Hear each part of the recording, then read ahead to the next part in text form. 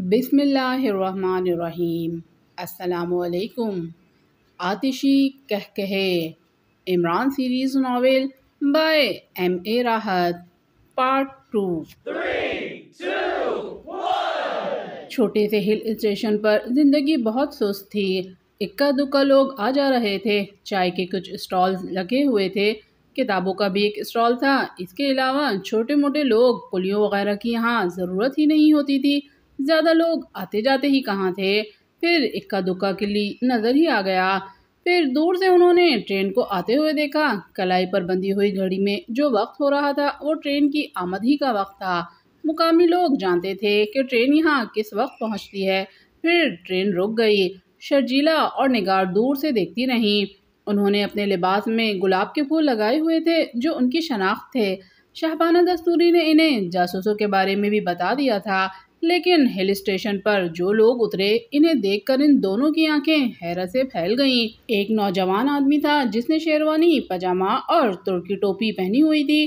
دوسرا ایک طویل القامت حبشی تھا، اور وہ عجیب سے لوگ جو شکلوں سے ہی بے وقوف نظر آ رہے تھے۔ ٹرین کے دوسرے ڈبوں پر نظریں ڈالتی رہیں کہ شاید کسی ڈبے سے جاسوس بھی نیچے اتر آئیں، لیکن تھوڑی دیر کے بعد ٹرین آگے بڑھ گئی۔ یہاں اترنے والے یہ 4 افراد ہی تھے، اور یہ اندازہ ہوتا تھا کہ یہ اکٹھے ہی آئے ہیں۔ شرجیلا نے آنکھیں پھاڑ کر نگار کو دیکھا اور بولی، کیا یہ وہ لوگ ہیں جن کے استقبال کے لیے ہم یہاں آئے ہیں؟ وہ دیکھو، شیروانی والے کے سینے کے پاس کالا گلاب لگا ہوا ہے اور دوسروں کے سینے پر بھی ہے۔ ہاں، یہ جاسوس ہیں، شرجیلا نے کہا اور بے اختیار ہنس پڑی۔ ٹوٹے پھوٹے جاسوس، تو اب کیا کریں؟ کرنا کیا ہے؟ انہیں ہی خوشامد کہنا ہوگا۔ ارے باپ رے، یہ تو ایسا لگتا ہے جیسے کسی سرکس کے جوکر ہوں اور صرف ہنسنے ہنسانے کے لیے آئے ہوں۔ میں ذرا اس عورت کو تو دیکھو، کیسا میک اپ کیا ہے اس نے، ایسا معلوم ہوتا ہے جیسے دلہن ودا ہو کر آئی ہے۔ اب خاموش رہو، پتہ نہیں ممی نے کیا مصیبت اپنے سر لے لی۔ آؤ ان کے پاس چلتے ہیں۔ نگار اور شرجیلا اس جانب بڑھ گئیں۔ وہ چاروں حونکوں سے انداز میں چاروں طرف دیکھ رہے تھے۔ نگار اور شرجیلا کو دیکھ کر وہ سنبھل گئے۔ پھر شیروانی اور ٹوپی والا آگے بڑھ آیا۔ جیسے ہی نگار اور شرجیلا ان کے قریب پہنچی، وہ دانت پھاڑتا ہوا بولا، السلام علیکم۔ وعلیکم السلام، کون ہیں آپ؟ کالے گلاب، وہ تو میں دیکھ رہی ہوں، لیکن آپ ہیں کون؟ میں شیروانی والے نے بوکھلائے ہوئے لہجے میں کہا، ہاں آپ فدوی کو TM اود بلاؤ کہتے ہیں۔ کیا TM اود بلاؤ؟ ویسے اگر آپ چاہیں تو آپ کو اس نام سے دقت ہو رہی ہے تو آپ عمران بھی کہہ سکتی ہیں۔ کیا مطلب عمران، TM اود بلاؤ؟ اور یہ میرے اسسٹنٹ KM جوزف ہیں، عمران نے کالے آدمی کی جانب اشارہ کرتے ہوئے کہا۔ اور یہ؟ شرجیلا نے ہنسی روک کر سلیمان اور شہزادی کی طرف اشارہ کرتے ہوئے کہا۔ یہ سلیمان بھائی ہیں، شہزادی والا، عمران نے جواب دیا۔ سلیمان بھائی، شہزادی والا، اور یہ خاتون، یہی تو شہزادی ہیں اور سلیمان ان کے والے ہیں۔ سمجھ رہی ہیں نا آپ؟ جی اچھی طرح سمجھ رہی ہوں۔ آپ لوگ دارالحکومت سے آئے ہیں؟ جی ہاں، اور ہم خانم شہبانہ دستوری کے مہمان ہیں۔ تشریف لائیے۔ تشریف نہیں لائے، بس یہ تھوڑا سا سامان ہے، عمران نے جواب دیا۔ اسے بھی اٹھا لائیے، یہاں آپ کو قلی نہیں ملیں گے۔ کمال کی بات ہے، نام شیر قلی اور قلی غائب، عمران بولا۔ جی ہاں، اگر شیر چاہیے تو آپ کو تھوڑا سا فاصلہ طے کرنا پڑے گا، مل جائیں گے۔ ارے باپ رے، یہ شعبہ میرے اسسٹنٹ کا ہے۔ ابے KM جوزف، سامان اٹھا، عمران نے کہا اور جوزف سامان اٹھانے لگا۔ سلیمان نے بھی اپنا سوٹ کیس اٹھا لیا تھا جس میں اس کے اور شہزادی کے لباس موجود تھے۔ دونوں لڑکیاں بمشکل تمام اپنی ہنسی روکے ہوئے تھیں۔ ایک سے ایک نمونہ آیا تھا۔ عمران شیروانی اور ترکی ٹوپی میں جس قدر عجیب لگ رہا تھا وہ دیکھنے کے قابل تھا، پھر چہرے پر حماقتیں کیوں نہ ہوتی، وہ تو اس کا ورثہ تھی۔ شرجیلا اور نگار ایک دوسرے کو اشارے کرتے ہوئے ہنسی روکتی ہوئی آگے بڑھ رہی تھیں۔ پھر جیپ کے قریب پہنچ گئیں۔ جیپ میں ان لوگوں نے اپنا سامان رکھا تو عمران نے کہا، آپ کے ہاں مرد نہیں ہوتے ہیں؟ تو تو پھر کوئی مرد نظر کیوں نہیں آ رہا مجھے؟ آپ اپنے آپ کو کیا سمجھتے ہیں؟ مردار، عمران نے فوراً جواب دیا۔ آپ کا نام مردار ہے؟ نہیں نہیں ہے، میرا مطلب ہے۔ کیا مطلب ہے مسٹر کے ایم جوزف؟ عمران جوزف کی طرف رخ بدل کر بولا۔ باس، میں مطلبی آدمی نہیں ہوں، تم خود سمجھو اور خود جانو۔ تنخواہ حرام کی لیتے ہو کیا؟ اسسٹنٹ بنے پھرتے ہو، اسسٹنٹ کو سب کچھ معلوم ہونا چاہیے۔ آگے چل کر معلوم ہو جائے گا باس، جوزف نے کہا اور جیپ میں بیٹھ گیا۔ شرجیلا نے اسٹیئرنگ سنبھال لیا اور نگار کی طرف رخ کر کے سرگوشی کے انداز میں بولی، کیا ممی کوئی سرکس کھول رہی ہیں؟ مجھے ہنساؤ مت، یہ لوگ برا مان جائیں گے، مگر یہ ہے کیا چیز؟ اللہ نے جو بنایا ہے وہی ہیں۔ میں تو یہ سوچ رہی ہوں کہ ممی کا انہیں دیکھ کر کیا حال ہوگا۔ خیر، انسان جب کوئی بلا اپنے سر لگا لیتا ہے تو اسی طرح لگاتا ہے۔ ہم نے بارہا منع کیا، کہا ہم پر اعتماد کریں، ہم خود سارے معاملات دیکھ لیں گے۔ پھر عقب سے عمران کی آواز سنائی دی، میں نے تو سنا ہے کہ جہاں 4 عورتیں ہوتی ہیں وہاں ان کی زبان بند نہیں ہوتی، یہاں 2 میں ہی یہ کھچڑی پک رہی ہے۔ آپ خاموشی سے تشریف رکھیے جناب، خواتین کے معاملے میں مداخلت نہیں کرنی چاہیے، نگار نے کہا اور عمران خاموش ہو گیا۔ پھر اس نے چند لمحات کے بعد شہزادی سے کہا، خواتین؟ جی صاحب، شہزادی بولی اور پھر چونک کر عمران کو دیکھنے لگی۔ میں خواتین کہاں ہوں صاحب، اتنی پڑھی لکھی تو میں بھی ہوں کہ سمجھ سکوں کہ ایک خاتون کو خواتین نہیں کہتے۔ چلو ٹھیک ہے، اصل میں یہ پوچھ رہا تھا کہ میں کیا پوچھ رہا تھا اسسٹنٹ؟ جناب علی، جو کچھ پوچھیں منزل پر پہنچ کر پوچھیں، یہاں کچھ پوچھنا بیکار ہے۔ شرجیلا اور نگار آپس میں گفتگو کر رہی تھی اور پھر شہزادی نے سلیمان کے کان میں پوچھا، میں پوچھتی ہوں، ان دونوں میں سے لڑکی کون سی ہے؟ ہیں؟ سلیمان نے آنکھیں پھاڑ کر کہا اور پھر بولا، دونوں ہی لڑکیاں ہیں۔ نہیں، میرا مطلب ہے ہم جسے دیکھنے آئے ہیں، میرا مطلب ہے رشتہ لے کر۔ اب مجھے کیا معلوم کون ہے، یہ تو صاحب ہی کو پتا ہوگا۔ ویسے تعجب کی بات نہیں ہے کیا؟ لڑکیاں گاڑی چلا رہی ہیں، لڑکیاں ہوائی جہاز بھی چلاتی ہیں، تم خاموش بیٹھو۔ سلیمان نے شہزادی کو ڈانٹ دیا۔ نگار اور شرجیلا بہرحال اپنے آپ کو سنبھالے ہوئے تھیں، لیکن ان کے ذہن میں یہ خیال ضرور تھا کہ خانم شہبانہ کو ان لوگوں کو دیکھ کر سخت مایوسی ہوگی۔ تعجب کی بات تھی، کچھ سمجھ میں ہی نہیں آ رہا تھا کہ یہ کیسا مذاق ہے۔ یہ تو عجیب و غریب لوگ معلوم ہوتے تھے، سب کے سب مختلف کیفیات کے حامل۔ بہرحال اب تو یہ بعد میں ہی بات تھی کہ ان لوگوں کی آمد کا کیا نتیجہ نکلتا ہے۔ تھوڑی دیر کے بعد وہ اس عظیم الشان حویلی میں پہنچ گئے جو خانم شہبانہ دستوری کی رہائش گاہ تھی۔ خانم نے ان لوگوں کا چارج شرجیلا اور نگار ہی کو دے دیا تھا اور وہی ان کی پروٹوکول آفیسر تھیں۔ چنانچہ جو جگہ ان کی رہائش کے لیے منتخب کی گئی تھی، شرجیلا اور نگار انہیں وہاں لے کر پہنچ گئیں۔ البتہ یہاں ملازموں نے سامان اٹھا لیا تھا۔ کمروں کی تقسیم کا مسئلہ آیا تو 3 کمرے انہیں دیے گئے تھے، ان میں سے ایک جوزف کے لیے، ایک عمران کے لیے اور ایک کمرہ شہزادی اور سلیمان کے لیے تھا۔ شرجیلا نے پوچھ ہی لیا، یہ دونوں ساتھ ساتھ رہیں گے؟ ہاں، میں نے آپ کو بتایا تھا نا، یہ شہزادی کے والے ہیں، سلیمان بھائی شہزادی والے، چنانچہ یہ ساتھ ہی رہیں گے۔ ان لوگوں کو کمرے میں پہنچا کر نگار اور شرجیلا باہر نکل آئیں، پھر دونوں نے پیٹ بھر کے کہکہے لگائے۔ بات جو بھی ہو نگار، لیکن یہ ایک حقیقت ہے کہ مزے کے لوگ معلوم ہوتے ہیں، اور کچھ نہ صحیح کم سے کم حویلی میں کچھ وقت کے لیے ہنگامہ ہی رہے گا، بشرطے ممی انہیں یہاں رہنے دیں۔ تم جانتی ہو کہ ممی کو کتنا دکھ ہوگا اس بات کا کہ کوئی کام کا آدمی یہاں نہیں آیا۔ اب یہ تو ممی ہی کا معاملہ ہے، کہتی تھیں سر سلطان کے ڈیڈی سے بہت اچھے تعلقات ہیں اور وہ بڑے ہمدرد انسان ہیں اور وزیر داخلہ کے سیکرٹری بھی ہیں۔ آؤ ممی کو ان کے بارے میں اطلاع دیں، شرجیلا نے کہا اور دونوں شہبانہ دستوری کے کمرے کی جانب چل پڑیں۔ شہبانہ دستوری، کیا بکواس کر رہی ہو؟ شہبانہ نے غصیلے لہجے میں کہا، تمہیں ہر وقت ہی مذاق سوچتا ہے۔ ممی، اس بار شاید آپ مذاق کا شکار ہو گئی ہیں، شرجیلا نے ہنسی روکتے ہوئے کہا۔ میں کہتی ہوں سنجیدہ ہو جاؤ، کیوں دانت پھاڑ رہی ہو؟ ممی آپ خود دیکھ لیں، میں سچ کہہ رہی ہوں، عجیب و غریب لوگ ہیں۔ شیروانی پجامے میں ملبوس شخص ترکی ٹوپی پہنے ہوئے ہے، اور جانتی ہیں اس نے اپنا نام کیا بتایا ہے؟ کیا بتایا ہے؟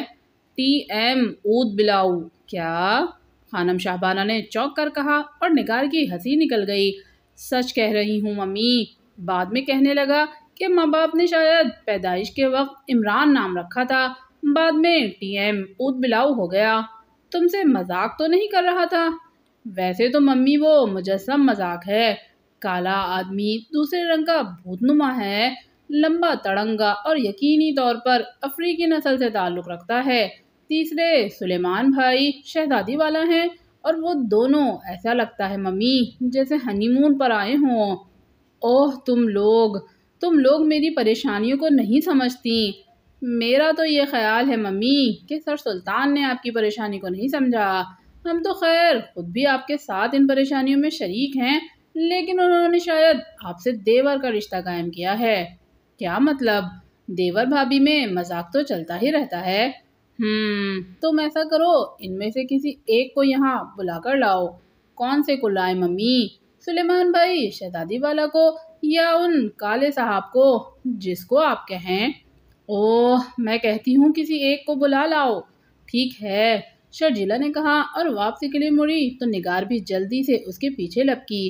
میں بھی چلتی ہوں شرجی، نگار نے کہا، اور دونوں خانم شاہبانہ دستوری کے کمرے سے باہر نکل آئیں۔ باہر آ کر نگار نے پھر ہنسنا شروع کر دیا۔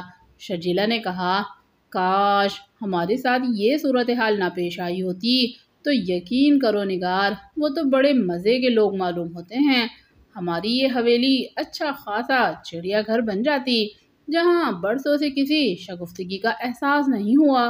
ایک سوگ طاری رہا ہے اس حویلی پر ہمیشہ۔ کیسے مزے کے لوگ ہیں، بس یوں لگتا ہے جیسے یتیم خانے سے چندہ مانگنے آئے ہوں۔ میرا خیال ہے اس شیروانی والے کو ہی بلا لاتے ہیں۔ ٹھیک ہے۔ پھر وہ دونوں عمران کے کمرے میں پہنچیں، اور یہ دیکھ کر حیران رہ گئیں کہ عمران سل کے بل کھڑا تھا۔ انہوں نے تعجب بھری نگاہوں سے ایک دوسرے کو دیکھا۔ دروازہ کھلنے کی آواز سن کر عمران نے بھی گردن ہلائی تھی، اور پھر وہ نیچے آ رہا تھا۔ چند لمحات تو وہ فرش پر چت پڑا رہا، پھر اٹھ کر بیٹھ گیا۔ شرجیلا کے حلق سے کہا نکل گیا، شاید تم کچھ بھول گئے تھے۔ کیا؟ عمران نے بوکھلائے ہوئے لہجے میں کہا۔ سیدھا کھڑا ہونے کے بجائے الٹے کھڑے ہو گئے تھے۔ ارے وہ نہیں، اصل میں جب مجھے کوئی بات سمجھ نہیں آتی تو میں الٹا کھڑا ہو جاتا ہوں۔ حکیم صاحب نے بتایا تھا کہ اس طرح سوچنے سے دماغ زیادہ تیز رفتاری سے کام کرتا ہے اور بات سمجھ میں آ جاتی ہے۔ کیا بات سمجھ میں نہیں آ رہی تھی؟ یہی کہ ہم یہاں کیوں آئے تھے۔ چلو ممی تمہیں سمجھا دیں گی۔ کیا ممی مارتی ہیں؟ عمران نے خوفزدہ لہجے میں کہا۔ ارے نہیں، وہ تو بہت پیار سے بات کرتی ہیں۔ تم ذرا شیروانی وغیرہ پہن لو، ادب سے ممی کے سامنے جاؤ۔ اچھا شکریہ، عمران نے کہا، اور جلدی سے ایک طرف لٹکی ہوئی شیروانی اتار کر بدن پر زیبتن کرنے لگا، اور پھر اس نے ٹوپی بھی اٹھا کر سر پر رکھ لی، بالوں کو ٹوپی کے نیچے کیا، اور ادھر ادھر دیکھتا ہوا بولا، اب ٹھیک ہے نا؟ بالکل ٹھیک۔ ویسے کیا تمہاری ممی تمہیں مارتی تھیں؟ اب بھی مارتی ہیں، مگر شکر ہے ممی تو صرف جوتے سے مارتی ہیں، اور ڈیڈی کیسے مارتے ہیں؟ بس کچھ نہ پوچھو، نوجوانی کے زمانے کے باکسر رہے ہیں، اب عمر رسیدہ ہو چکے ہیں، کسی باکسر سے تو مقابلہ نہیں کر سکتے۔ میں ہوتا ہوں اور بس کسی بات پر غصہ آ جائے۔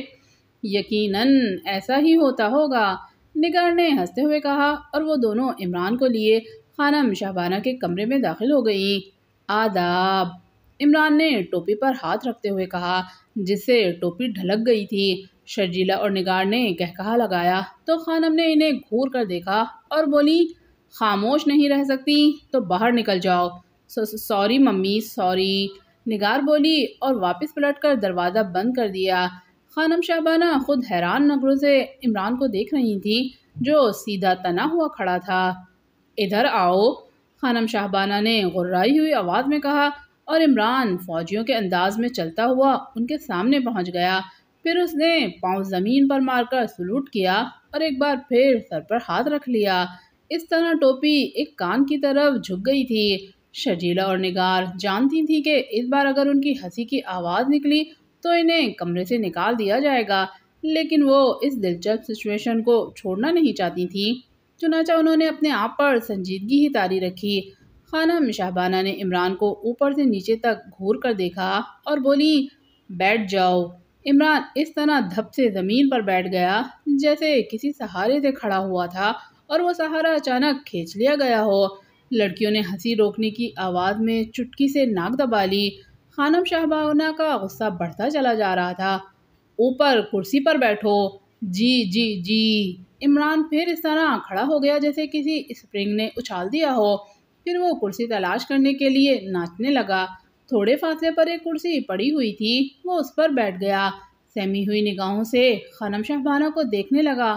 خانم شہبانہ اسے بری طرح سے گھور رہی تھیں۔ کیا نام ہے تمہارا؟ ٹی ٹی، عمران کے منہ سے نکلا۔ کیا؟ خانم شہبانہ غرائی۔ ٹی ٹی ایم اود بلاؤ۔ یہ کیا نام ہے؟ ابا نے رکھا تھا۔ کیا مطلب؟ آدھا ابا نے آدھا اماں نے۔ میں پوچھتی ہوں کیا مطلب؟ اماں پیار سے ٹلو میاں کہتی تھیں اور ابا غصے سے اود بلاؤ، بس دونوں نے مل کر یہ نام رکھ دیا۔ ویسے ماموں نے عمران رکھا تھا۔ تو تمہارا اصل نام کیا ہے؟ پتہ نہیں، عمران بوکھلائے ہوئے لہجے میں بولا۔ یہاں کیوں آئے ہو؟ تایا ابا نے بھیجا ہے۔ کون تایا ابا؟ سلطان۔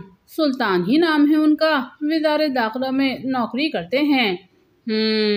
سر سلطان؟ جی ہاں، وہی، اللہ آپ کو خوش رکھے، عمران نے بھکاریوں کے سے انداز میں کہا۔ کیوں بھیجا ہے؟ خانم نے پوچھا۔ جاسوسی کرنے۔ کیا تم سرکاری ملازم ہو؟ جی ہاں، باقاعدہ۔ اور سر سلطان تمہارے تایا ہیں؟ جی ہاں، ابا کو چھوٹا بھائی سمجھتے ہیں، ویسے دور کے رشتے سے تایا ہیں۔ تو تمہیں یہاں جاسوسی کے لیے بھیجا گیا ہے؟ کیا کہہ کر بھیجا ہے؟ یہی کہ یہاں جاسوسی کروں، معلوم کروں یہاں کیا ہو رہا ہے۔ اس حویلی میں؟ نہیں، پہاڑیوں میں، عمران نے جواب دیا۔ کیسے معلوم کرو گے؟ خانم شہبانہ دستوری نے پوچھا۔ بس اللہ مالک ہے، کچھ اوزاروں کی ضرورت ہوگی، عمران نے کہا۔ اوزار؟ جی ہاں، عمران مطمئن انداز میں گردن ہلا کر بولا۔ کون کون آیا ہے تمہارے ساتھ؟ وہ میرا اسسٹنٹ ہے، ویسے اس کا اصل نام جوزف ہی ہے، لیکن کم بخت اتنا کالا ہے کہ رات میں نظر ہی نہیں آتا۔ ہم لوگ اسے پیار سے کالو میاں کہتے ہیں، یعنی KM۔ اور؟ بس سلیمان بھائی شہزادی والا ہیں۔ یہ کون ہے؟ سلیمان ہے اور شہزادی والا شادی شدہ ہے، ابھی تھوڑے دن پہلے شادی ہوئی تھی، دونوں بہت لڑتے ہیں۔ کرتا کیا ہے؟ باورچی ہے جی، عمران نے جواب دیا۔ تو باورچی کو تم کیوں لائے ہو؟ اصل میں ابا میاں ہمارے کھانے پینے کا بہت خیال رکھتے ہیں۔ جب ہم یہاں آنے لگے تو تایا ابا سے انہوں نے کہا کہ یہ کھائے گا پیے گا کہاں سے؟ تایا ابا نے کہا وہاں سب کچھ مل جائے گا، مگر ہم پرہیزی کھاتے ہیں، سلیمان ہمارے لیے پرہیزی کھانا پکاتا ہے۔ ویسے آپ دیکھیں تو صحیح، کبھی اسے کچن میں بھیج کر، ماسٹر ہے اپنے کام کا، ایسی چیزیں بناتا ہے کہ بس انسان کی سمجھ میں ہی نہ آئے۔ ویسے مونگ کی دال بہت اچھی بناتا ہے، آپ کو مونگ کی دال کیسی لگتی ہے؟ شٹ اپ، خانم غرائی اور عمران نے جلدی سے ہونٹوں پر ہاتھ رکھ لیا۔ وہ خوفزدہ نظروں سے شرجیلا اور نگار کو دیکھنے لگا، لیکن دونوں نے اس طرح رخ بدلے ہوئے تھے جیسے ان کا چہرہ ہی نظر نہ آئے۔ ان کی حالت خراب ہو رہی تھی اور ہنسی روکنے کی کوشش میں چہرہ سرخ ہو گیا تھا۔ میں کہتی ہوں کہ سر سلطان نے تم کو یہاں سیر و سیاحت کرانے کے لیے بھیجا ہے۔ جی ہاں، آپ سمجھ گئیں۔ کیا مطلب؟ اب دیکھیے نا، بڑے بڑے سرکاری افسر سرکاری دوروں پر جاتے ہیں، کوئی سارے ہی کام کے لوگ تو نہیں ہوتے، ان کے ساتھ زیادہ تر ایسے لوگ ہوتے ہیں جن سے وہ وعدہ کر چکے ہوتے ہیں کہ بیٹا پپو گڈو اس بار ہم تمہیں سوئٹزرلینڈ کی سیر کرائیں گے، جنیوا کانفرنس ہونے والی ہے، بس تیاریاں کر لو۔ ماموں سعود ایک بار گئے تھے تو جانتی ہیں آپ کسے کسے ساتھ لے گئے تھے؟ میں کہتی ہوں خاموش رہو ورنہ اچھا نہیں ہوگا۔ ارے واہ، سوال بھی آپ ہی کر رہی ہیں، اب بغیر جواب دیے تو میں نہیں رہ سکتا۔ تم یہاں جاسوسی آخر کیسے کرو گے؟ مجھے بتاؤ تو صحیح۔ بس کچھ اوزار چاہیے ہوں گے، جاسوسی ہو جائے گی، آپ بالکل فکر نہ کریں۔ عمران نے کہا، مثلاً کس قسم کے اوزار؟ خانم شہبانہ کو بھی تھوڑی سی دلچسپی محسوس ہو رہی تھی۔ عمران سوچ میں ڈوب گیا، پھر کہنے لگا، 8 ملی لیٹر کی ایک توپ، ایک لوٹا، تھوڑی سی شکرکندیاں اور ایک ماچس کی ڈبیا۔ عمران نے کہا اور خانم کی آنکھیں حیرت سے پھیل گئیں۔ کیا کرو گے ان چیزوں کا؟ جاسوسی کروں گا ان چیزوں سے؟ جی ہاں۔ کیسے؟ سوری میڈم، جاسوس اپنے راز کسی کو نہیں دیا کرتے۔ واقعی سر سلطان نے بدترین مذاق کیا ہے، میں ان سے اس طرح کی امید نہیں رکھتی تھی۔ مجھے یہ چیزیں کب تک مل جائیں گی؟ بکواس مت کرو۔ پھر وہی، ارے بابا بکواس نہ کروں تو اور کیا کروں؟ مجھ سے تو کہا گیا تھا کہ آپ میرے ساتھ تعاون کریں گی۔ دفع ہو جاؤ یہاں سے۔ حویلی سے؟ عمران نے سوال کیا۔ خانم شہبانہ نے خونخوار انداز میں اسے دیکھا اور پھر شرجیلا اور نگار سے بولی، کہاں ٹھہرایا ہے تم نے انہیں؟ جو کمرے مخصوص کیے گئے تھے۔ نکال دو انہیں یہاں سے، سرونٹ کوارٹر میں پہنچا دو، میں سر سلطان سے بات کروں گی۔ جی ٹھیک ہے ممی، شرجیلا نے جواب دیا۔ عمران اس طرح بے تعلق بیٹھا رہا جیسے بات اس کے متعلق ہی نہ ہو۔ خانم شہبانہ نے چونکہ اسے لے جانے کے لیے کہا تھا، اس لیے شرجیلا اور نگار عمران کے قریب پہنچ گئیں۔ چلو۔ کہاں؟ چلو اٹھو، شرجیلا نے کہا اور عمران آہستہ سے اٹھ گیا۔ پھر وہ مرے مرے قدموں سے دروازے کی طرف بڑھتے ہوئے خانم شہبانہ کی طرف رخ بدل کے بولا، تو مجھے یہ چیزیں کب تک مل جائیں گی؟ Get out! خانم شہبانہ غصے سے دہاڑی اور عمران جلدی سے دروازے سے باہر نکل گیا۔ شرجیلا اور نگار اس کے پیچھے پیچھے آ گئیں۔ عمران کھڑا تجسس بھری نگاہوں سے دروازے کی طرف دیکھ رہا تھا۔ اس نے رازداری سے پوچھا، مارتی بھی ہیں؟ شرجیلا نے کہا لگا کر کہا، ہاں بہت مارتی ہیں۔ ارے باپ رے، یہ صورتحال تو خطرناک ہو گئی۔ آؤ، تمہیں اپنا سامان سمیٹنا پڑے گا۔ ہاں میں نے سن لیا تھا، مگر سرونٹ کوارٹر کہاں ہے؟ آؤ آؤ بتا دوں گی تمہیں۔ ویسے ایک بات کا جواب دو، یہ تمہیں لوٹے اور شکرکندی کی کیا ضرورت پیش آ گئی ہے؟ یہ پرائیویٹ باتیں ہیں، بتائی نہیں جا سکتی۔ ایک بات کہوں؟ نگار نے جلدی سے بولا۔ ہاں کہو۔ دیکھو خانم بے شک غصے کی تیز ہیں لیکن دل کی بہت اچھی ہیں۔ تم یہاں سے بھاگنے کی کوشش مت کرنا، کیونکہ ذمہ دار اپنا فرض پورا کرنے کے بعد ہی میدان چھوڑ کر ہٹتے ہیں۔ میں ایک عظیم انسان ہوں اور تم اطمینان رکھو، جس کام کے لیے مجھے بھیجا گیا ہے وہ کام کر کے ہی یہاں سے جاؤں گا۔ بالکل بالکل، ہم دونوں تمہاری مدد کریں گے۔ آپ کا بے حد شکریہ۔ ویسے آپ بہت اچھی ہیں۔ کون؟ ہم دونوں میں سے کون؟ یہ میں اسسٹنٹ سے پوچھ کر بتاؤں گا، عمران نے جواب دیا اور پھر اپنے کمرے کے دروازے پر پہنچ گیا۔ پھر تھوڑی دیر کے بعد انہیں وہاں سے ملازموں کے کوارٹر میں منتقل کر دیا گیا۔ سامعین، ناول میں آگے بڑھنے سے پہلے آپ سے گزارش ہے کہ میرے چینل سحر وائس کو سبسکرائب کیجیے اور میری ویڈیوز کو لائک کیجیے تاکہ میں اسی طرح اچھے سے اچھے ناول آپ کے لیے ڈھونڈ کر لاتی رہوں۔ شکریہ۔ صفدر اور چوہان بری طرح نڈھال تھے۔ دونوں کے جسم بھوک سے اکڑ گئے تھے، زبانیں پیاس سے کانٹا ہو گئی تھیں۔ یہ بھی شکر تھا کہ جیپ میں پیٹرول کی کافی مقدار موجود تھی جو اب تک ان کا ساتھ دے گئی تھی۔ یہ پہاڑ تھے کہ ایک طلسم، اس طرح بھٹکے تھے وہ اس پہاڑی جنگل میں کہ کوئی راستہ ہی نہیں ملتا تھا۔ نہ جانے کتنا پیٹرول پھونک چکے تھے، لیکن گھوم پھر کر کئی بار اسی جگہ آ گئے تھے جہاں سے انہوں نے راستہ گم کیا تھا۔ بس ایکسٹرو کے احکامات کی پابندی۔ انہیں کیمپ نمبر 8 میں پہنچنا تھا جہاں انہیں کرنل غیاث الدین سے ملاقات کرنی تھی۔ سیکرٹ سروس کے معاملات تھے۔ انہیں یہ علم تھا کہ دوسرے ممبر بھی اس علاقے کے مختلف کیمپوں کو بھیجے گئے ہیں۔ طریقہ کار بھی بہت پراسرار رکھا گیا تھا۔ صفدر اور چوہان کی جوڑی الگ بنائی گئی تھی اور وہ ایک طویل سفر ٹرین اور بس کے ذریعے کر کے ایک پہاڑی آبادی تک پہنچے تھے جہاں ایک شخص نے انہیں جیپ فراہم کی تھی اور پھر ایک نقشے کے تحت انہیں کیمپ نمبر 8 کی طرف بھیجا گیا تھا۔ نقشے کے مطابق وہ سفر کر رہے تھے کہ راستے میں تیز بارش ہوئی اور اس بارش سے بچنے کے لیے انہوں نے جو راستہ اختیار کیا بس وہیں سے گڑبڑ ہو گئی۔ جنگل بھیانک تھا۔ پہاڑی جنگل ویسے بھی بہت خطرناک ہوتے ہیں، ایک رات کے قیام میں انہوں نے جس جگہ اپنا پڑاؤ ڈالا تھا وہاں انہیں رات بھر جنگلی درندوں کی بھیانک آوازیں سنائی دیتی رہی تھیں۔ چوہان خاصا سہم گیا تھا۔ صفدر، کیا خیال ہے؟ کیا ہم راستہ نہیں بھٹک گئے؟ دن کی روشنی میں صورتحال کا جائزہ لینے کی کوشش کریں گے۔ اس وقت تو واقعی بڑی سنگین صورتحال سے دوچار ہیں۔ اصل میں ذرا سی غلطی ہو گئی۔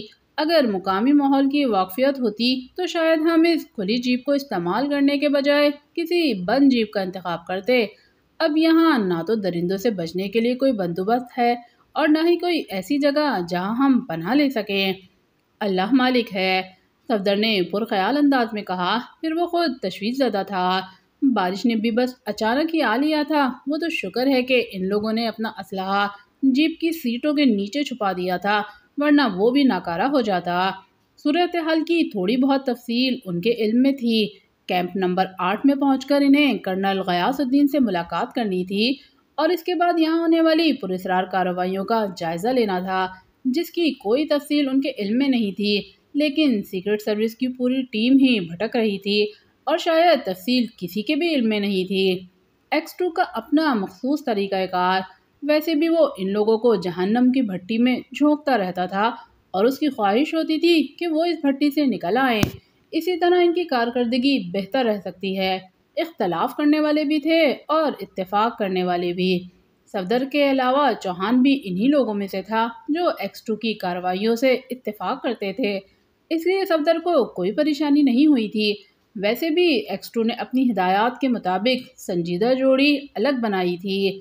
چوہان نے کہا تھا، صفدر صاحب، جس شخص نے ہمیں جیپ سپلائی کی ہے اس کے بارے میں آپ کی کیا رائے ہے؟ مطلب یہ کہ وہ کون ہو سکتا ہے؟ خیر، یہ کوئی اتنی اہم بات نہیں ہے۔ میرے خیال میں تو وہ کوئی عام ہی آدمی ہے، مگر تم کیا کہنا چاہتے ہو؟ صرف اتنا کہ X2 کو جب بھی دیکھو وہ لامحدود ہی نظر آتا ہے، اس میں کوئی شک نہیں۔ اس کے پراسرار جال کسی کی سمجھ میں نہیں آتے۔ بہرحال تقدیر نے ساتھ دیا تھا، رات کسی نہ کسی طرح گزر ہی گئی اور دوسری صبح وہ پھر بھٹکنے لگے۔ اس کے بعد ان پر برے سے برا وقت آتا چلا گیا، راستہ مل ہی نہیں رہا تھا اور پورے 3 دن گزر گئے تھے۔ رات کو وہ مختلف جگہوں پر قیام کرتے، کبھی جیپ کے نیچے ہو جاتے، کبھی جیپ ہی میں رہتے۔ سب سے بڑی پریشانی کی بات یہاں جنگلی درندوں کی موجودگی تھی اور آج بھی وہ اسی طرح بھٹک رہے تھے۔ قرب و جواہر میں بدنما پہاڑیاں پھیلی ہوئی تھیں، عجیب عجیب شکلوں کے ٹیلے، ان کے درمیان وسیع اور عریض غار، لیکن ان کے درمیان راستے کا کوئی نام و نشان نہیں تھا۔ جبکہ کھانے پینے کی اشیاء ختم ہو گئی تھی اور تقریباً 40 گھنٹے سے انہیں فاقہ چل رہا تھا، لیکن دونوں ہی صبر و سکون کے ساتھ اپنی جسمانی قوتوں کو بحال رکھے سفر جاری رکھے ہوئے تھے۔ اور پھر اس وقت بڑی عجیب کیفیت پیدا ہو گئی جب ایک وسیع میدان میں ایک بھیانک چیتے نے ان کا تعاقب شروع کر دیا۔ چیتے نے سب سے پہلے ان پر چھلانگ لگائی تھی، لیکن خوش قسمتی تھی کہ اندازے کی غلطی کی بنا پر وہ ان کے اوپر سے گزرتا ہوا جیپ کی دوسری جانب جا گرا۔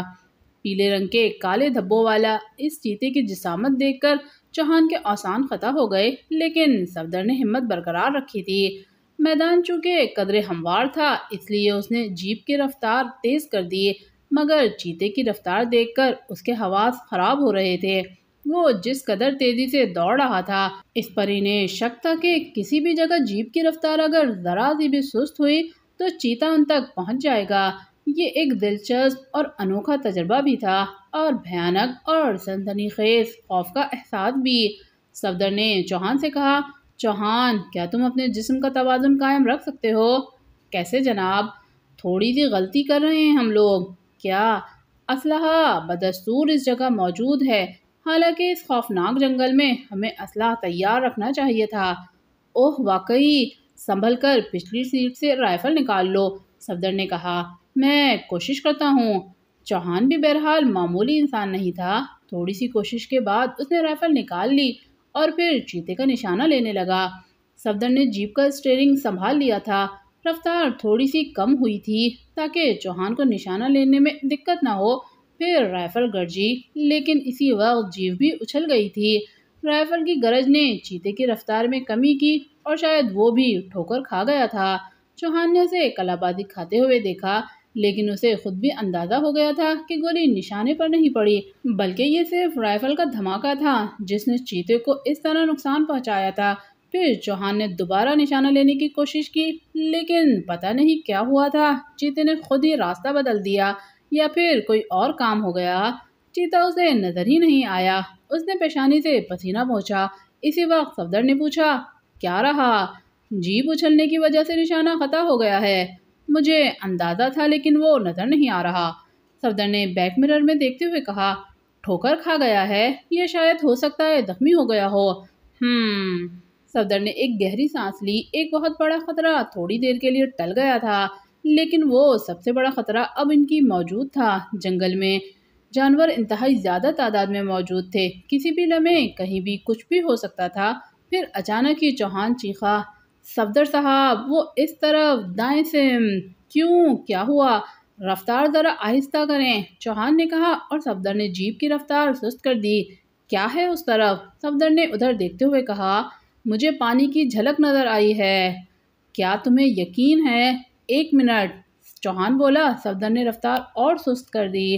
چوہان نے اپنے بدن کا توازن قائم کیا اور سیٹ پر کھڑا ہو گیا۔ پھر وہ چیخا، ہاں، ادھر وہ جو پہاڑی چٹانیں نظر آ رہی ہیں آپ کو، ان کے درمیان پانی موجود ہے۔ صفدر نے جیپ بالکل ہی روک دی اور پھر بولا، مجھے بھی رائفل نکال کر دے دو۔ چوہان نے اپنی رائفل صفدر کی طرف بڑھا دی اور خود دوسری رائفل نکال لی۔ صفدر نے بھی اس طرف دیکھا اور پھر غالباً وہاں تک جانے والے راستے کا تعین کرنے لگا۔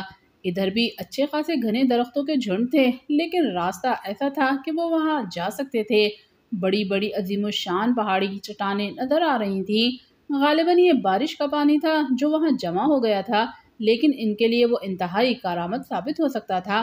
کم از کم پیاس تو بجھ ہی جاتی۔ چنانچہ وہ جیپ کا رخ بدل کر اس طرف چل پڑے اور پھر جیپ اچھلتی کودتی فاصلہ طے کرتی رہی۔ درختوں کے جھنڈ کے درمیان لمبی لمبی گھاس تھی اور گھاس کا یہ سلسلہ ان عظیم الشان چٹانوں کے درمیان سے گزر کر دوسری طرف چلا گیا تھا۔ لیکن بہرحال پانی کا نظر آ جانا ان لوگوں کے لیے نئی زندگی کا باعث بن گیا تھا۔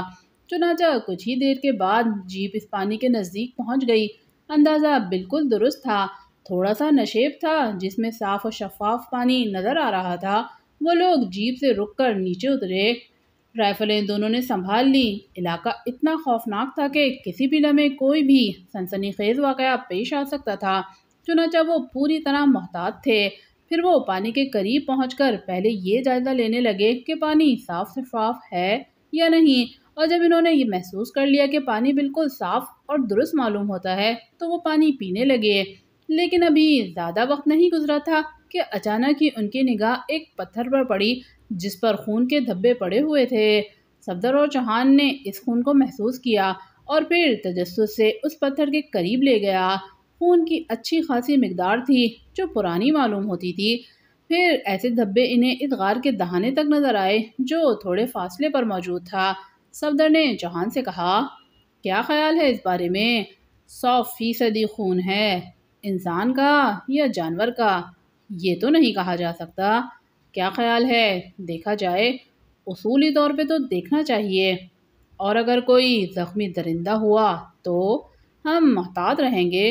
آؤ، ویسے میرا خیال تھا کہ تم یہ کہو گے کہ ہمیں کسی جھگڑے میں نہیں پڑنا چاہیے، کیمپ نمبر 8 کی تلاش جاری رکھنی چاہیے۔ اس وقت جو کیفیت ہے اس کے تحت کہنا تو یہی چاہیے، لیکن کیا ہم اپنا تجسس روک سکیں گے؟ مشکل ہے۔ میرا بھی یہی خیال ہے، اسی لیے کہہ رہا ہوں کہ ہمیں دیکھنا چاہیے۔ صفدر خاموش ہو گیا اور اس کے بعد وہ دونوں احتیاط سے آگے قدم بڑھاتے ہوئے غار کے اس دہانے پر پہنچ گئے جہاں خون کے یہ دھبے ختم ہوئے تھے، لیکن انہیں ختم ہونا نہیں کہا جا سکتا تھا۔ اندر نہ جانے کون تھا۔ صفدر اور چوہان وہاں ساکت رہ کر ان کی سنگن لینے لگے، لیکن کوئی آواز نہیں سنائی دی۔ چوہان نے صفدر کی طرف دیکھا اور بولا، غار اندر سے تاریک معلوم ہوتا ہے۔ ہاں، پھر اندر چلا جائے۔ جب تجسس کے ہاتھوں مجبور ہو کر یہاں تک پہنچ گئے ہیں تو پھر آگے نہ جانا تو کچھ عجیب سی بات ہو جائے گی۔ ویسے میرا خیال ہے پستول نکال لے جائیں۔ ہاں، رائفلیں یہاں زیادہ کارگر ثابت نہیں ہو سکتی۔ تو پھر ٹھیک ہے۔ اس کے بعد انہوں نے ایک ہاتھ میں رائفل سنبھالی، دوسرے ہاتھ سے پستول نکال کر بالآخر غار کے دہانے میں داخل ہو گئے۔ غار کافی وسیع اور عریض اور کشادہ تھا۔ اس کے ابتدائی حصے میں پھر بھی تھوڑی بہت تاریکی تھی، لیکن آگے اس کی چھت میں ایسے سوراخ بنے ہوئے تھے جن سے روشنی اندر آ رہی تھی۔ وہ دم سادے ہوئے چوکنا انداز میں آگے بڑھ رہے تھے کہ انہوں نے ایک انسانی جسم دیکھا۔ عجیب سی کیفیت میں پڑا ہوا تھا، وہ لاش محسوس ہوتی تھی، اس کے علاوہ وہاں اور کوئی نہیں تھا۔ صفدر اور چوہان نے اس انسانی جسم کو بغور دیکھا اور پھر ایک قدم آگے بڑھے، لیکن غار میں پڑے کسی پتھر سے ان کی ٹھوکر لگی اور پتھر لڑکھڑاتا ہوا دور چلا گیا اور وہ دیوار سے ٹکرایا تھا، اور اسی وقت انسانی جسم میں جنبش ہوئی، اور یہ ایک حیرت انگیز بات تھی کہ پتھر جس دیوار سے ٹکرایا تھا وہاں اچانک فائر ہوا اور گولی نے پتھر کے پرچخے اڑا دیے تھے۔ یہ نشانہ بازی کا انتہائی کمال تھا۔ پھر مزید 2 فائر ہوئے اور غار ہیبت ناک دھماکوں سے گونج اٹھا، لیکن پھر ایسی آواز آئی جیسے پستول خالی ہو گیا ہو، ورنہ اور فائر بھی ہوتے۔ یہ ساری کارروائی اسی انسانی جسم کی تھی جسے وہ لاش سمجھے تھے۔ صفدر اور چوہان دیوار سے پشت لگا کر سانس روکے کھڑے ہو گئے۔ وہ انسانی جسم آہستہ آہستہ اپنی جگہ سے کھسکنے لگا۔ شاید وہ آنکھیں پھاڑ پھاڑ کر اسی جگہ کو دیکھ رہا تھا جہاں اس نے فائرنگ کی تھی، اور یہ محسوس کر رہا تھا کہ جس چیز پر فائر کیے گئے ہیں وہ ختم ہو گئی ہے یا اس میں ابھی زندگی باقی ہے۔ صفدر اور چوہان نے صاف محسوس کر لیا تھا کہ یہی وہ زخمی ہے جس کے خون کے دھبے باہر موجود تھے۔ غالباً اس کا پستول اب خالی ہو چکا تھا اور وہ مزید فائر کرنے کے قابل نہیں تھا۔ یہ بھی ان لوگوں کی خوش قسمتی تھی کہ پتھر نے دیوار بجا دی تھی، ورنہ اگر یہ فائر ان پر ہوتے تو نشانہ خالی جانے کا سوال ہی پیدا نہیں ہوتا تھا۔ چند لمحات وہ اسی طرح ساکت کھڑے رہے اور اس کے بعد صفدر نے اپنے منصوبے کے تحت کہا، تم رائفلوں کے نشانے کی زد پر ہو۔ اپنے بدن کو ذرا سی بھی جنبش دی تو تمہارا پورا بدن گولیوں سے چھلنی ہو جائے گا۔ خبردار اپنے بدن کو حرکت دینے کی کوشش مت کرنا۔ انسانی جسم میں بجلی کی سی تیزی کے ساتھ جنبش پیدا ہوئی اور اس کے حلق سے عجیب سی آوازیں نکل رہی تھیں اور وہ اپنے آپ کو بچانے کی کوشش کر رہا تھا۔ صفدر نے کہا، لیکن اس بات کے بعد تمہیں یہ اعتماد دلایا جاتا ہے کہ تمہارے ساتھ ذرا بھی برا سلوک نہیں کیا جائے گا۔ اپنے آپ کو پرسکون کرو۔ ہم نہیں جانتے کہ تم کون ہو، لیکن ہم تمہیں یہ بتا دینا ضروری سمجھتے ہیں کہ ہم میں سے کوئی بھی تمہارا دشمن نہیں ہے، اس لیے کوئی ایسی حرکت کرنے کی کوشش نہ کرنا جو تمہارے لیے نقصان دہ ثابت ہو۔ انسانی بدن ساکت ہو گیا۔ صفدر نے ایک قدم آگے بڑھا کر کہا، کیا تم میری بات سے اتفاق کرنے کے لیے تیار ہو؟ کون ہو؟ کون ہو؟ ایک پھٹی پھٹی سی آواز سنائی دی۔ یہاں اجنبی ہیں اور کچھ اتفاقی حادثات کا شکار، کسی بھی طرح تمہارے دشمن نہیں ہیں۔ ہمیں اپنا دوست سمجھو، لیکن اس شکل میں جبکہ تم خود بھی دوستی کا ثبوت دو۔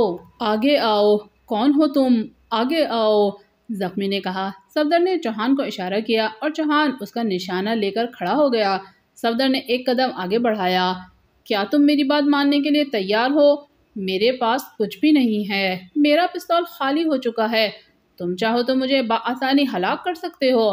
نہیں، ہم نے تم سے کچھ غلط نہیں کہا، ہم تمہارے دوست ہیں، ہم تمہیں ہلاک نہیں کرنا چاہتے، بلکہ تمہارے بارے میں معلومات چاہتے ہیں کہ تم کیا شدید زخمی ہو۔ ہاں، میرے دونوں بازو ٹوٹے ہوئے ہیں، ایک ہاتھ ٹوٹا ہوا ہے، کمر میں گولی لگی ہوئی ہے، ایک گولی نے بغل کے پاس کا گوشت ادھیڑ دیا ہے، میرے جسم کا خون بہت زیادہ بہہ چکا ہے، میں موت کے قریب ہوں، اس لیے تمہیں میری ذات سے کوئی خطرہ نہیں۔ تم کون ہو؟ خدا کے لیے بتاؤ کون ہو؟ ٹھیک ہے، تمہاری بات پہ یقین رکھتا ہوں، لیکن اپنے بارے میں بتانے سے پہلے میں یہ چاہتا ہوں کہ تمہارے ان زخموں کی کچھ مرہم پٹی کی جائے۔ بیکار ہے، بیکار ہے، میری زندگی چند لمحات کی مہمان ہے۔ کاش تم مجھے اپنے بارے میں بتا دو۔ ٹھیک ہے، اب جب کہ تم اپنے آپ کو مردہ تصور کر چکے ہو تو اپنا یہ بدن ہمارے حوالے کر دو۔ کیا کرو گے اس بیکار بدن کا؟ جو کچھ بھی کریں تمہیں اس پر اعتراض نہیں ہونا چاہیے۔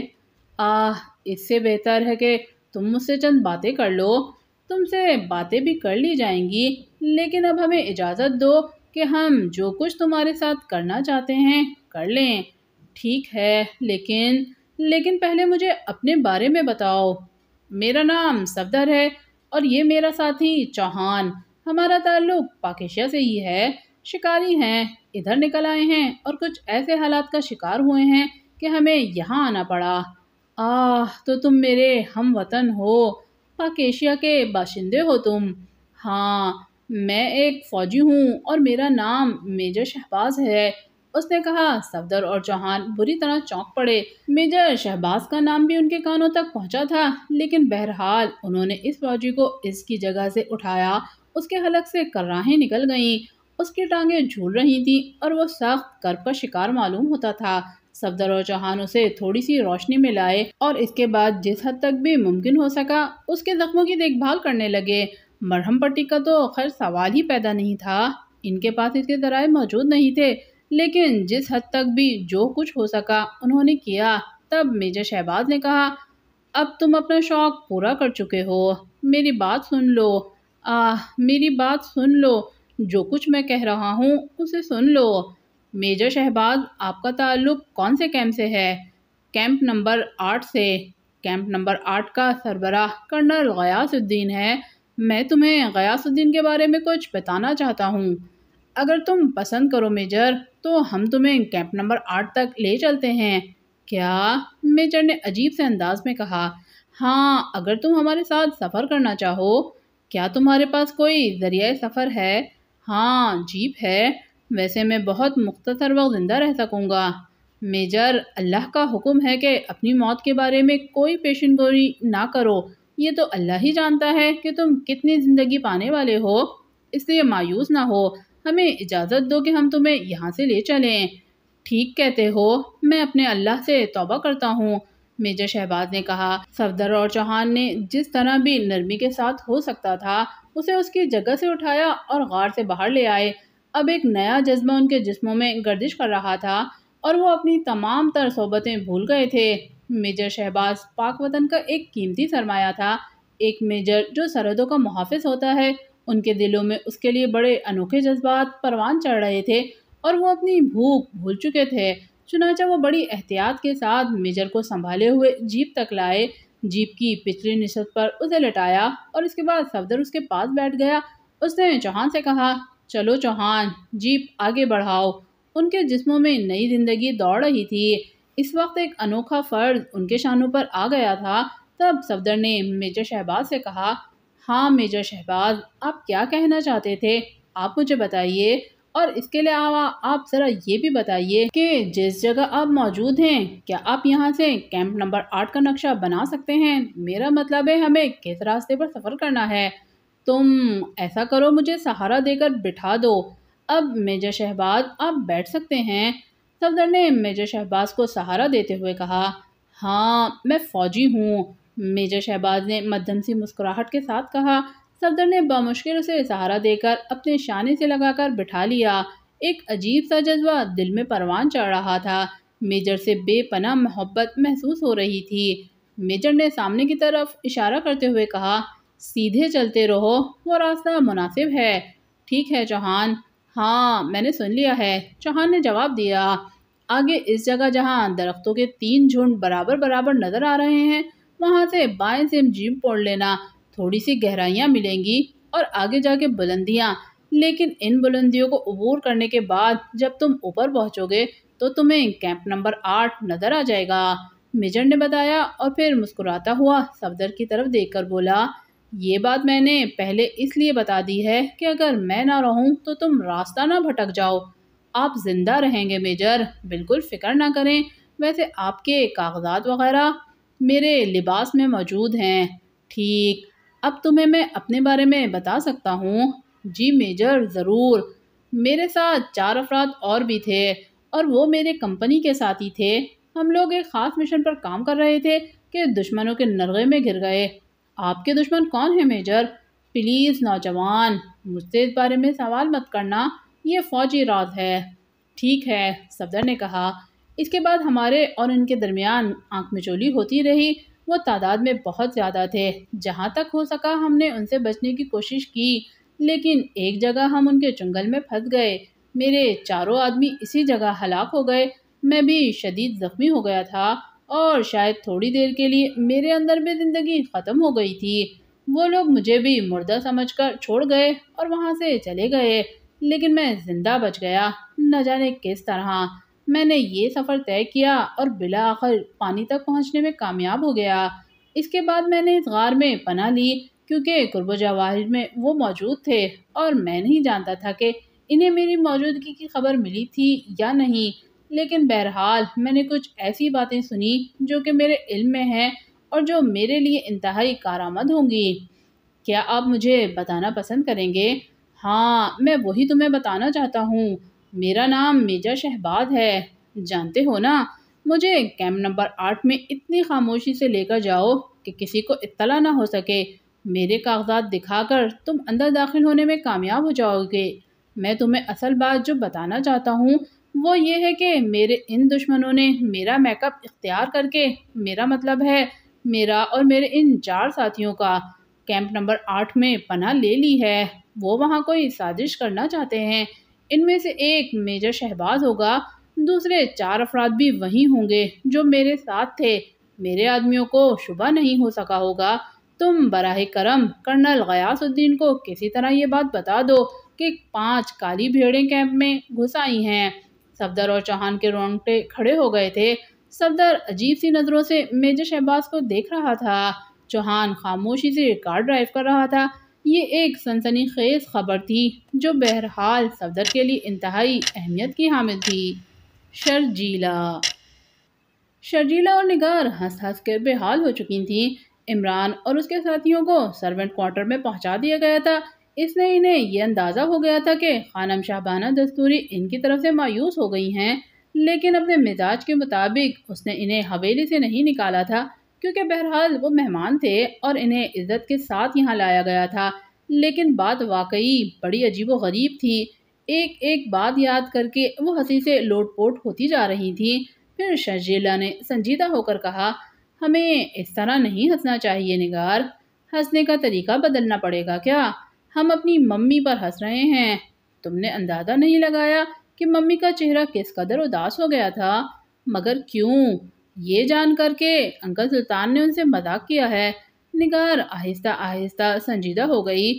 پھر اس نے کہا، لیکن انکل سلطان کو ایسا نہیں کرنا چاہیے تھا۔ ہاں، شاید انہوں نے سنجیدگی سے ممی کی بات کو نہیں سنا، یا پھر ممی انہیں اپنا مقصد بتانے میں ناکام رہی اور انکل سلطان ممی سے مذاق کر بیٹھے۔ مگر وہ ہیں کیا چیز؟ کہتا ہے اپنے آپ کو جاسوس ہے، اور بھی بہت کچھ کہتا ہے۔ کیا بتا رہا تھا نا کہ جس طرح وزیر سرکاری دورے پر جاتے ہیں اور اپنے ساتھ نہ جانے کسے کسے لے جاتے ہیں، اسی طرح اسے بھی یہ پہاڑی دورہ کرایا گیا ہے۔ پہاڑی دورہ؟ نگار پھر بے اختیار ہنس پڑی۔ اوہ، واقعی یہ تو ایک طرح کی دشمنی ہو گئی۔ ہم اسے دوستی تو نہیں کہہ سکتے۔ تمہیں اندازہ ہے کہ ممی کس قدر پریشان ہیں؟ ویسے پریشانی کی کوئی خاص وجہ تو نہیں ہے شرجی۔ وجہ ہے نا، تم جابر فرزان کو نہیں جانتی۔ یہ قدیم دشمنیاں قبیلوں کو تباہ کر دیتی ہیں۔ مگر ہم کمزور تو نہیں ہیں۔ بے شک نہیں ہیں، لیکن جب گولیاں چلتی ہیں تو یہ نہیں دیکھتی کہ نشانہ کون بن رہا ہے اور کون نہیں بن رہا۔ بہرحال کچھ نہ کچھ تو ہوگا۔ خون ریزی کوئی اچھی بات تو نہیں ہے۔ ارے مگر کیا کہا جا سکتا ہے؟ بہت سی باتیں سوچنے کی ہیں نگار۔ تو پھر تم سوچو اور مجھے بتاؤ کہ میں کیا کروں۔ نہیں، اصل میں یہ کہہ رہی تھی کہ انکل سلطان کو اس طرح مذاق نہیں کرنا چاہیے تھا۔ کسے کیا نہیں کرنا چاہیے تھا یہ تو وہی جانتا ہے، اور جس نے جو کیا بہرحال اس سے یہ اندازہ لگایا جا سکتا ہے کہ وہ کتنا دوست ہے اور کتنا دشمن۔ بہت دیر تک دونوں خاموش بیٹھی رہیں۔ پھر نگار نے ہنس کر کہا، ویسے اسے اس پر کوئی اعتراض نہیں ہوا کہ اسے ملازموں کے کوارٹر میں منتقل کر دیا گیا ہے؟ وہ شرجیلا نے پہلے سنجیدگی سے کہا اور پھر بے اختیار ہنس پڑی، اور پھر اس نے نگار سے پوچھا، کیا کیا مانگا تھا اس نے؟ 8 ملی لیٹر کی توپ، 1 لوٹا، شکرکندی اور ماچس کی ڈبیا، نگار نے کہا اور حلق پھاڑ کر ہنس دیے۔ اس نے دونوں ہاتھ چہرے پر رکھ لیے تھے۔ شرجیلا بھی ہنس رہی تھی۔ پھر اس نے کہا، ان چیزوں کا آپس میں کیا تعلق ہے؟ یہ تو وہی بتا سکتا ہے۔ چلیں۔ نہیں، ممی ناراض نہ ہو جائیں۔ مگر ہم اسے کیسے چھوڑ سکتے ہیں؟ ہمارا مہمان ہے آخر۔ سنجیدگی اختیار کرو نگار، کہیں وہ کوئی ایسی ویسی چیز نہ ہو۔ اوہ، وہ اور چیز تو اور کیا؟ ایک کام کریں شرجیلا، نگار کچھ سوچتی ہوئی بولی، کیا استاد سے ملاقات کرائیں اس کی؟ کیوں؟ بس یوں ہی لطف رہے گا۔ میرا خیال ہے اسے پٹوا دو۔ کیا مطلب؟ پٹائی کرا دو اس کی کسی طرح استاد سے۔ مگر فائدہ کیا ہوگا؟ مزہ آئے گا۔ کم از کم اس مذاق کی اسے سزا تو ملے گی۔ اس بیچارے کا کیا قصور؟ ارے واہ، بیچارہ لگ رہا ہے وہ تمہیں۔ تم نے اس پر غور کیا نگار؟ اس پر غور کرنے کی کیا چیز ہے؟ سارا کا سارا تو شیروانی میں ڈھکا ہوتا ہے اور اوپر سے ترکی ٹوپی، نگار نے کہا اور ہنس پڑی۔ شرجیلہ پرخیال انداز میں گردن ہلا کر رہ گئی۔ پھر اس نے کہا، بہترین طریقہ ہے، میرا خیال ہے استاد سے اس کی پٹائی کرا دو۔ مگر ممی سے بھی کوئی نہ کوئی بہانہ کر لیں گے۔ ویسے ممی خود ان سے بددل ہیں۔ کرو گی کیا؟ شرجیلہ نے پوچھا اور نگار اسے اپنا منصوبہ بتانے لگی۔ شرجیلہ ہنس پڑی اور پھر اس نے کہا، ٹھیک ہے۔ پھر سارا دن جس طرح گزرتا تھا وہ ایک الگ بات، لیکن رات بھی گزر گئی۔ عمران اور اس کے ساتھی کیا کر رہے تھے اس بارے میں تو ابھی کچھ نہیں معلوم تھا، لیکن دوسری صبح شرجیلہ نے سنجیدگی سے عمران سے کہا، کیا تم یہیں اسی حویلی میں وقت گزارنے کے لیے آئے ہو؟ نہیں، پہاڑوں کی یہ دنیا بہت حسین ہے، کیا تم اس کا نظارہ نہیں کرو گے؟ کریں گے، اور ویسے بھی ہمیں یہاں جاسوسی کرنی ہے، اسی لیے تو کہہ رہی ہوں۔ ویسے تم جاسوسی کیسے کرو گے؟ جاسوس یہ باتیں بتایا نہیں کرتے۔ تمہیں تمہاری مطلوبہ اشیاء فراہم کر دی جائیں گی۔ مثلاً؟ عمران نے سوال کیا۔ شکرکندی، لوٹا، 8 ملی میٹر کا توپ اور ماچس کی ڈبیا۔ نہیں، وہ کل کا منصوبہ تھا، آج منصوبہ بدل چکا ہے، عمران نے کہا۔ اب کیا چاہیے تمہیں جاسوسی کے لیے؟ وہ بعد میں بتایا جائے گا، پہلے ہم یہاں کا نظارہ کر لیں۔ تو بس پھر ٹھیک ہے، ہمارے ساتھ چلو۔ تو تمہارے ساتھ؟ تو اور کیا، ظاہر ہے تمہیں شیر کا لیک کے بارے میں زیادہ معلومات تو نہیں ہیں، ہم بتائیں گے کہ تمہیں کیا کرنا ہے۔ عمران نے پرخیال انداز میں گردن ہلائی اور بولا، پھر ٹھیک ہے، ناشتے کے بعد نکل چلیں گے یہاں سے۔ ہاں۔ پھر ناشتے کے بعد شرجیلہ اور نگار عمران کو لے کر وہاں سے چل پڑی۔ جوزف بھی ساتھ تھا، البتہ سلیمان اور شہزادی کو یہیں چھوڑ دیا گیا تھا۔ عمران نے انہیں کچھ نہ کچھ تو سمجھا ہی دیا ہوگا۔ پھر جیپ مختلف راستے طے کرتی ہوئی ایک ایسی جگہ پہنچی جہاں ایک الگ تھلگ وسیع اور عریض مکان کا احاطہ بنا ہوا تھا۔ درختوں کے جھنڈ بھی نظر آ رہے تھے۔ ماحول اچھا خاصا خوشگوار تھا۔ شرجیلہ نے جیپ روک دی اور کہا، اب تم یہاں اترو، ہم سامنے والے مکان میں جا رہے ہیں، ہمارے اندر داخل ہونے کے بعد یا 2-3 منٹ کے بعد وہاں آ جانا۔ ٹھیک ہے، عمران نے جواب دیا اور جوزف کے ساتھ نیچے اتر گیا۔ شرجیلہ نے جیپ آگے بڑھا دی تھی۔ پھر وہ جیپ احاطے کی دیوار کے ساتھ کھڑی کر کے اس گیٹ سے اندر داخل ہو گئیں جو لکڑی کا بنا ہوا تھا۔ اندر کے احاطے میں ایک وسیع اور عریض خوبصورت لان پھیلا ہوا تھا۔ لان کے ایک گوشے پر کچھ لوگ ورزش کر رہے تھے۔ یہ مقامی لوگ تھے، لیکن بہترین جسموں کے مالک ایک درمیانے بدن کا آدمی وہاں موجود تھا۔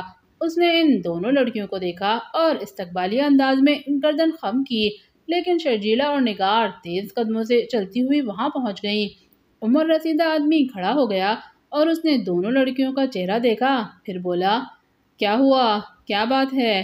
تم گھبرائی ہوئی کیوں ہو؟ وہ بدمعاش ہمارا پیچھا کر رہے ہیں؟ محمد شخص نے کہا، ہاں استاد دلبر جان، وہ دونوں کافی خطرناک معلوم ہوتے ہیں، ہمارے پیچھے پیچھے دور سے لگے چلے آ رہے ہیں۔ ان میں سے ایک تو خاصا خوفناک شخصیت کا معلوم ہوتا ہے، ہم نے سوچا ادھر کا رخ کریں۔ مقامی لوگ تو نہیں ہوں گے، کیونکہ شیر قلعے کا ہر شخص جانتا ہے کہ تم کون ہو۔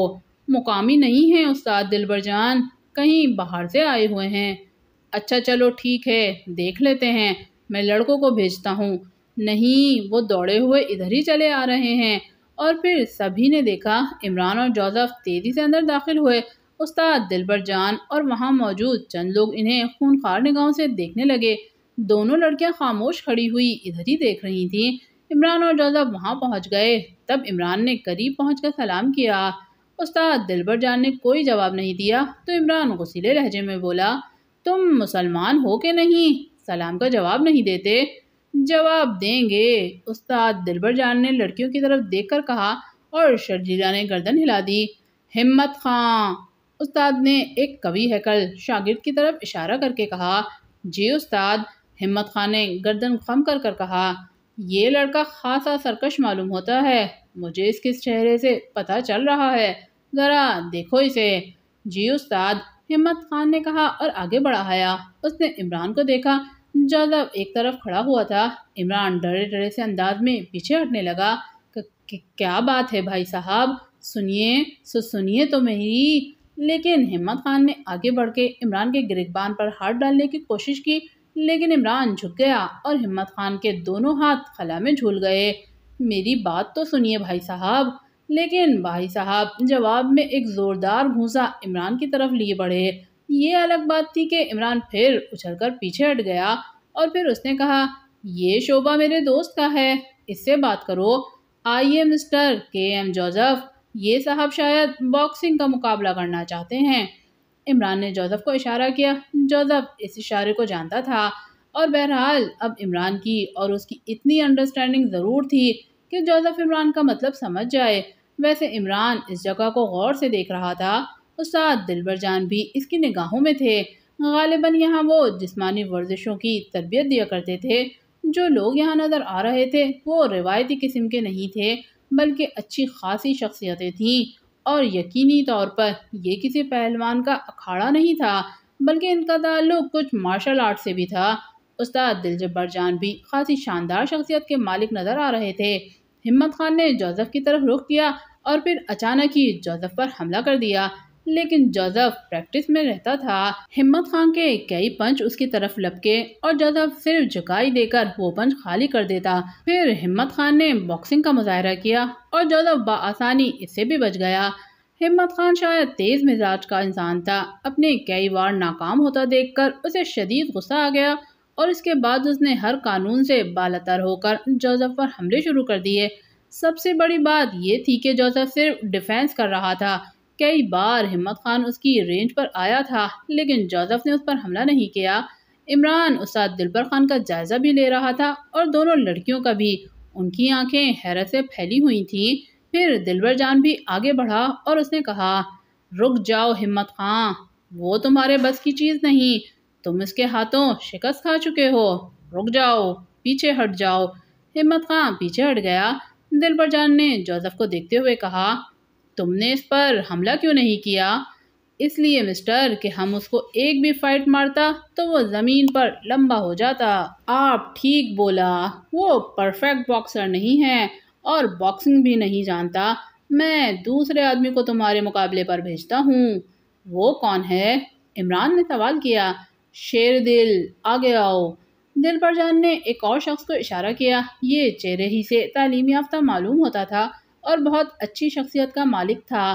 وہ گردن جھکا کر آگے آیا تو عمران ایک قدم آگے بڑھتا ہوا بولا، پارٹنر کا ٹائم ختم، اب میں بھی تھوڑی سی اچھل کود کرنا چاہتا ہوں۔ تم؟ ہاں، کیا حرج ہے؟ عمران نے کہا اور شیروانی کے بٹن کھولنے لگا۔ اس نے ترکی ٹوپی اتار کر جوزف کے ہاتھ میں دی۔ شیروانی کے بٹن کھولے، شیروانی اتاری اور جوزف کو دیتا ہوا بولا، آؤ مسٹر شیر دل۔ شیر دل مارشل آرٹ کا ماہر معلوم ہوتا تھا۔ اس نے کئی پینترے بدلے اور بڑی ہمت کے ساتھ آگے بڑھا۔ سب سے پہلے اس نے سوئپ لگائی، لیکن مصیبت میں گرفتار ہو گیا۔ سوئپ لگانے کے لیے وہ زمین پر پھیلا ہی تھا کہ عمران اچھل کر اس کی پنڈلیوں پر چڑھ گیا اور اس کے بعد شیر دل لوٹے لگانے لگا، لیکن اس کے پاؤں جہاں بھی جاتے عمران اس کے پیروں پر ہی ہوتا۔ ایک عجیب سا تماشا ہو گیا تھا۔ ایک طرف لڑکیوں کی آنکھیں پھیلی ہوئی تھیں تو دوسری طرف تمام لوگ حیرانی سے نگاہیں جمائے عمران کو دیکھ رہے تھے۔ شیر دل کی تو ٹانگیں ہی مصیبت میں آ گئی تھیں۔ اس کی سمجھ میں نہیں آ رہا تھا کہ ان ٹانگوں کو سمیٹ کر کہاں لے جائے۔ کھڑے ہونے کی کوشش کرتا تو عمران اسے کھڑے ہونے نہیں دیتا تھا۔ وہ اسے مسلسل رگید رہا تھا، یہاں تک کہ استاد کو خود ہی آگے بڑھنا پڑا۔ بس نوجوان، ٹانگوں کا یہ سفر ختم کرو۔ جی استاد، عمران نے کہا اور اڑلی چھلانگ لگا کر ایک طرف جا کھڑا ہوا۔ تب استاد شرجیلا سے مخاطب ہو کر بولا، یہ تمہیں چھیڑ رہے تھے؟ نہیں، بس یوں ہی۔ شرجیلا خود بھی بوکھلائی ہوئی تھی۔ ان دونوں کی جو صلاحیتیں میں نے دیکھی ہیں، اگر یہ کوشش کرتے تو بآسانی تمہیں اٹھا کر لے جا سکتے تھے۔ نہیں استاد، اصل میں ہم نے آپ کو صرف ان کا تجربہ کرانا تھا۔ کیا مطلب؟ یہ ہمارے مہمان ہیں جو باہر سے آئے ہوئے ہیں، ہم چاہتے تھے کہ آپ ذرا ان کے کارنامے دیکھ لیں، شرجیلا نے کہا۔ عجیب بے وقوف لڑکیاں ہو، یہ ہیرے کہاں سے نکال کر لائی ہو؟ وہ بہترین باکسر ہیں، اور اس کے بارے میں کچھ نہیں کہہ سکتا۔ نوجوان دوست، کیا تم مجھے اپنا مکمل تعارف کرانا پسند کرو گے؟ مارو گے تو نہیں؟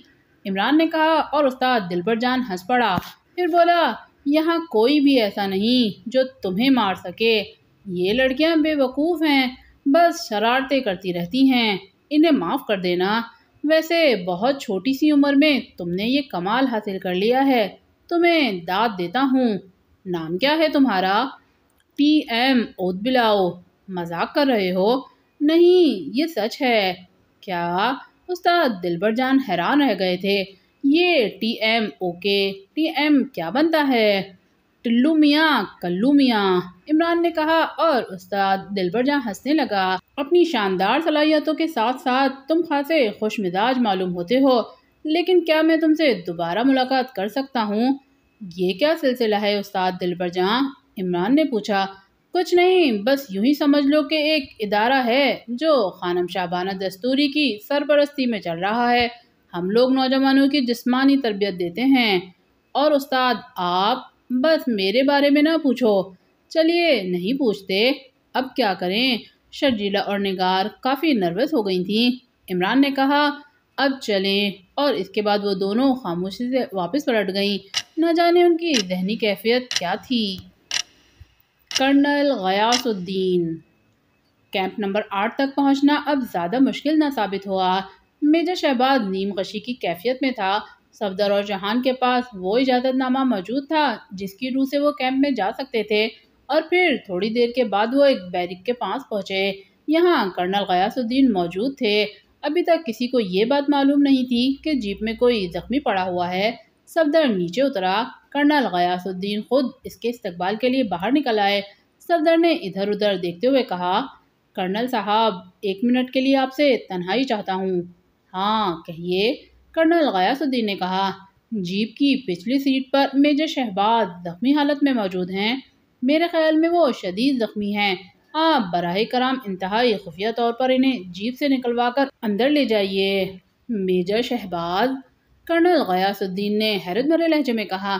یقیناً آپ کو یہ سن کر حیرت ہوئی ہوگی، لیکن اس وقت میں آپ سے جو کچھ کہہ رہا ہوں، خدا را اس پر عمل کیجیے، اور میری دلی آرزو ہے کہ یہ بات زیادہ لوگوں کے علم میں نہ آنے پائے۔ کرنل غیاث الدین کے چہرے پر عجیب سی کیفیات طاری ہو گئی تھیں۔ وہ برق رفتاری سے آگے بڑھے اور جیپ کی پچھلی سیٹ پر دیکھنے لگے۔ شاید کوئی ایسی ہی بات تھی جو ان کی سمجھ میں نہیں آ رہی تھی، تاہم اس نے صفدر سے کہا، براہ کرم جیپ کو بیرک کے پچھلے حصے کی طرف لے جائیے۔ صفدر نے چوہان کو اشارہ کیا اور چوہان نے جیپ کا رخ تبدیل کر دیا۔ کرنل غیاث الدین نے صفدر کو اشارہ کیا اور پھر اپنی بیرک میں داخل ہو گیا۔ یہاں پر غالباً اس کی رہائش تھی۔ بیرک کے پچھلے حصے میں بھی ایک دروازہ موجود تھا۔ کرنل غیاث الدین بیرک سے گزر کر پچھلے دروازے پر پہنچ گئے۔ اس نے وہاں جا کر خود چوہان کو اس طرف آنے کا اشارہ کیا تھا، اور چوہان نے جیپ اس دروازے کے سامنے لگا دی تھی۔ پھر صفدر اور چوہان نے مل کر میجر شہباز کو گاڑی سے نکالا اور بیرک میں پہنچا دیا۔ آپ لوگوں کے نام سے آشنا ہونا چاہتا ہوں، کرنل غیاث الدین نے کہا۔ میرا نام صفدر ہے، اور یہ چوہان ہے، اور یہ واقعی میجر شہباز ہیں۔